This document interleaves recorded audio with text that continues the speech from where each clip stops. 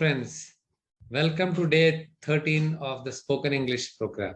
चलिए आज सीखते हैं कुछ नया और आज का टॉपिक है फ्यूचर परफेक्ट टेंस। फ्यूचर का मतलब होता है भविष्यकाल। भविष्यकाल फ्यूचर परफेक्ट टेंस। तो भविष्य में जो हम काम कर चुके होंगे उसके बारे हम बात कर रहे हैं और उसे हम कहते हैं फ्यूचर परफेक्ट टेंस। तो इसका हम आइडेंटिफिकेशन कैसा करेंगे? इसका आइडेंटिफिकेशन इस तरह करेंगे, जो भी हिंदी वाक्य चुका होगा, चुकी होगी, चुके होंगे, आ होगा, ई होगी, ए होंगे, ऐसे जो आवाज निकलेंगे, और लिया होगा, दिया होगा, किया होगा, ये सब जब भी हम यूज करते हैं हिंदी सेंटेंस में तो हम इसको फ्यूचर परफेक्ट टेंस के तौर पे यूज कर रहे हैं हिंदी में। तो अब इसका फॉर्मूला क्या है, अब कैसे यूज करेंगे, इंग्लिश में कैसे यूज करेंगे, ये चुका होगा, चुकी होगी, चुके होंगे वगैरह, चलो देखते हैं। इसका फॉर्मूला इस तरह है। अफर्मेटिव का फॉर्मूला है सब्जेक्ट प्लस विल या शैल, हैव प्लस V3। ठीक है, तो पहले भी मैं बता चुका हूं कि विल और शैल का जो अंतर है वो ज्यादा अंतर नहीं है। इतना ही अंतर है कि विल जो इस्तेमाल होता है वो नए इंग्लिश में होता है और जो शैल जो होता है वो पुराने इंग्लिश में होता है। तो आपको जो पसंद आता है आप यूज कर सकते हैं, मगर मैं पर्सनली विल यूज करता हूँ। तो एनीवे आपको जो पसंद आएगा वो ही आप यूज कीजिएगा, मगर इसका फॉर्मूला इस तरह है। तो अफर्मेटिव में सब्जेक्ट प्लस विल या शैल, हैव प्लस V3 वर्ब का थर्ड फॉर्म। नेगेटिव में subject plus will shell plus not, third number पे नॉट आएगी, और हैव प्लस V3।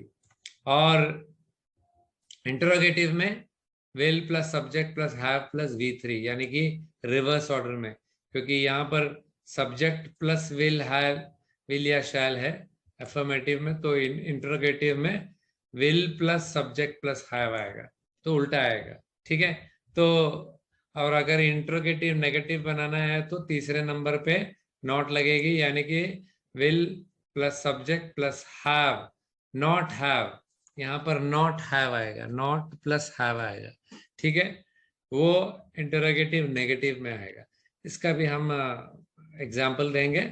और अभी फिलहाल हम चलते हैं इसका जो सिंगुलर और प्लूरल जो फॉर्म होते हैं उसके यूसेज के बारे में हम बात करते हैं। तो he, she, name, it, they, you, इसके सब बाद में आएगा विल हैव, और आई और वी के बाद आएगा शैल हैव। अब ये शैल यहाँ पर विल भी हो सकता है। अगर आप पुराना इंग्लिश यूज नहीं करना चाहते हैं तो यहाँ पर आप विल जरूर इस्तेमाल करें। ठीक है, तो यही मैं बता रहा हूँ। तो he, she, name, it, they, you के बाद विल हैव आएगा, और आई और वी के बाद शैल के बदले विल भी आ सकता है, मगर आप शैल यूज करेंगे तो ज्यादा अच्छा रहेगा आई और वी के बाद। ठीक है, तो चलो थोड़ा सा एग्जाम्पल्स देखते हैं। और पहला एग्जाम्पल है वह जा चुका होगा।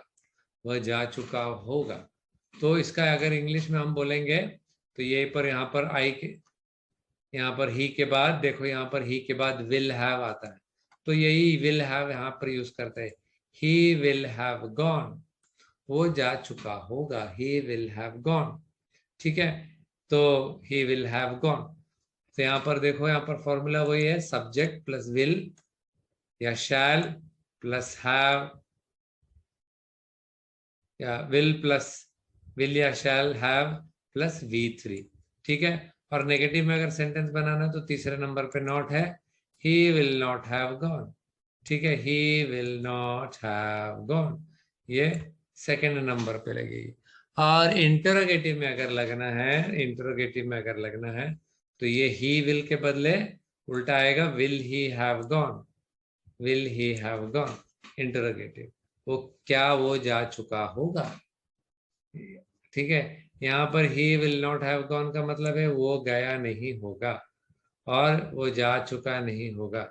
और यहाँ पर विल ही हैव गॉन अगर पूछना है तो क्या वो जा चुका होगा, तो वो होता है हिंदी में। ठीक है, अब दूसरा एग्जाम्पल है वह सो गया होगा। वह सो गया होगा, ही विल हैव स्लेप्ट। यहाँ पर ये जो गॉन जो है यहाँ पर ये V3 गो होता है जाना, और गॉन होता है V3। इसी तरह यहाँ पर सोना, सो स्लीप, और यहाँ पर स्लेप्ट जो हम यहाँ इस्तेमाल करते हैं वो V3 है। तो यहाँ पर जब हम सेंटेंस बनाएंगे ही विल हैव स्लेप्ट, वो सो गया होगा, ठीक है। वो नहीं सोया होगा, he will not have slept. क्या वो सो गया होगा, विल ही हैव स्लेप्ट। यहाँ पर स्लीप का V3 फॉर्म होता है स्लेप्ट, ठीक है। अब तीसरा एग्जाम्पल में जाते हैं। हमने पूछ लिया होगा, हमने पूछ लिया होगा, ठीक है। तो यहाँ पर जो पूछना होता है आस्क होता है, आस्क, ठीक है। आस्क, ASK, ठीक है। यहाँ पर ASK होता है पूछना का, पूछ का आस्क। तो यहाँ पर अगर हम सेंटेंस बनाएंगे we shall have asked, asked होता है V3 वर्ब के V1 V2 V3 फॉर्म का V3 फॉर्म होता है आस्क्ड, ठीक है। और सेकंड जो अगर सेंटेंस बनाना है, हमने नहीं पूछा, हमने पूछने लिया होगा, या फिर हमने पूछा नहीं होगा, तो उसका हम सेंटेंस बनाएंगे we shall not have asked. यहाँ पर तीसरे नंबर पे we shall not have asked यहाँ आएगा, सॉरी यहाँ पर थोड़ा गलती है। यहाँ पर वी शैल नॉट, तीसरे नंबर पे not, we shall not have asked, ठीक है। We shall not have asked. एक मिनट, मैं जरा ठीक करता हूं, ठीक है। तो यहाँ पर we shall not have asked, we shall not have asked, हमने नहीं पूछा होगा, ठीक है। हमने नहीं पूछा होगा, हमने नहीं पूछ लिया होगा, ठीक है। और यहाँ पर क्वेश्चन है, यहाँ पर इंटरोगेटिव है, तो यहाँ पर इंटरोगेटिव जब बनेगा तो यहाँ पर ध्यान दें क्वेश्चन मार्क लगेगा। तो we shall have asked affirmative है, और ये वी और शैल को यहाँ वहां बदल दे तो होगा शैल वी हैव आस्क्ड, क्या हमने पूछ लिया होगा, क्या हमने पूछ लिया होगा।